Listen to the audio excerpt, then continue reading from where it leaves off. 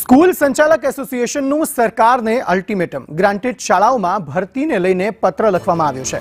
Clerk અને પટાવાળાની ભરતીને લઈ સરકારને અલ્ટિમેટમ અપાયું। 30 દિવસમાં ભરતી મુદ્દે સરકાર વિચારણા કરે અને નહીં વિચાર કરે તો 2 દિવસ સ્કૂલોમાં રજા જાહેર કરીશું। 2 દિવસ સ્કૂલોમાં રજા જાહેર કરીને વિરોધ કરીશું। વર્ષ 2009 થી ક્લાર્ક અને પટાવાળાની ભરતી થઈ નથી।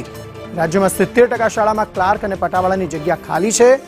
ક્લાર્ક પટાવાળા ન હોવાથી પ્રિન્સિપલે કામ કરવું પડે છે। 2009 થી ગુજરાતની ગ્રાન્ટેડ શાળાઓમાં ક્લાર્ક અને પટાવાળાની ભરતીમાં લાલિયાવાડી ચાલે છે।